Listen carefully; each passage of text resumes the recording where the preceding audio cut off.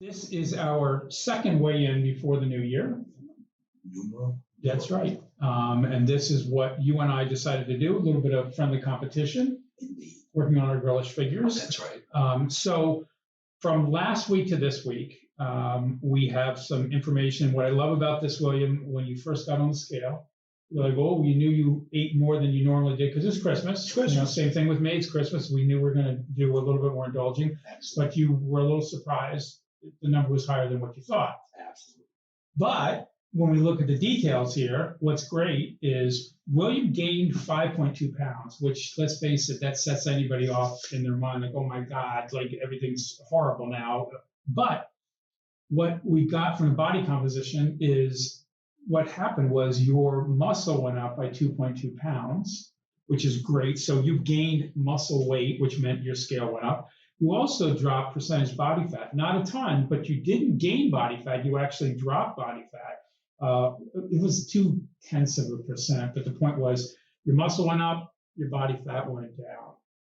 And you also maintained your level of 19 on the visceral fat level, which is great. So the number on the scale wasn't what you liked. Right. But the numbers that are in your body composition, you can't get better than that. Increase in muscle, decrease in body fat. So once again, this is why we have learned ourselves and why we share with people, whatever you do, find what your body composition is, because it'll help your brain not go into squirrely places it typically goes for all of us. So great job, William. Great. You enjoyed your Christmas. You had a good time.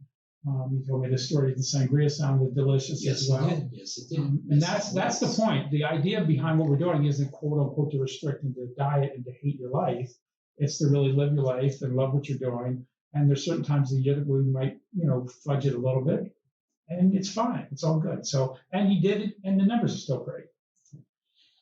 On my numbers, I'm pleased to say that now, in this particular case, my scale went down 5.9 pounds from last week. So that was a big jump, which is great because I have some very aggressive goals that I want between now and actually before the first. I saw the first launch of Biggest Loser, January 28th. So I said to my wife, I said, see, he pulled the tricks. He's pulling the tricks out of the bag now. Well, you declare something out there to a lot of people, makes it a lot harder to not do it. So Absolutely. And then you saw me put the little number on my Sharpie on my arm. Very cool. Yeah, that was one of the things I did on the show. So it helps me. So I kind of go back to some of the things that work. So that seems to have helped. Now, the thing that's interesting, though, is my muscle mass stayed exactly the same. Didn't move, didn't budge. But I will take the fact that the percentage body fat didn't, like yours, didn't go down a lot, but it went down 0.9%. So my muscle stayed the same. Mm-hmm. My percentage body fat went down. And I think really what we're looking at here is part of what must have happened was maybe I'm losing some water weight or whatever. Whatever it is, I don't know, but that's why we look at it week to week. That's the idea of body composition. But the good news is we both have made great progress. We're coming into the new year. Yes, Next week, we will be weighing in for the first time in the new year. And then we're going to just keep cranking away at this till we get to the numbers that we're looking for. Absolutely. Before we sign out, anything new, anything to share? Nothing really new to share. Just that, I ate breakfast this morning. Oh, okay. Which is new for me. I haven't done it since September. Jeez. And so it was a unique experience. What I realized is that I got full a lot quicker than I previously would have. Yeah. But what I also realized was that I eat breakfast now because I choose to. Mm-hmm. Mm-hmm. Not because it's an automatic response.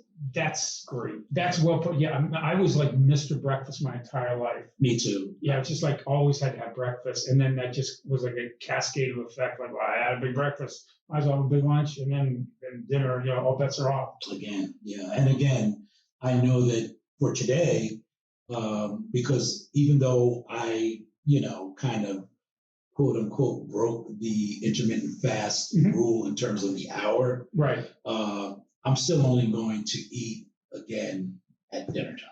Got it. If I get a little hungry in between, maybe I have a piece of fruit and some water. It's funny you say that. I found that the intermittent fasting, it really caused me to do two things. My appetite is not what it used to be, but mentally it's sort of like I almost feel like I want to still, I feel like if I don't eat, I'm missing out on something. It's gotten better, but my appetite literally, like sometimes Kim says to me, like, are you not eating? And like, I'm not hungry. But there's a part of me that's like, well, look, I should go ahead and eat, and I will sometimes. I did that definitely on Christmas Day. I ate a lot more than I normally did, but I eat still so much less than I used to. Absolutely. I can't stuff all that food in and enjoy it. It's like, so you and I are both learning that I think it's more we're becoming intuitive in terms of we're not restricting, we're just being more conscious. Absolutely, I agree. Okay, so that's it for now. Next week we'll be back. First New Year's weigh in, and we'll see where we are from there.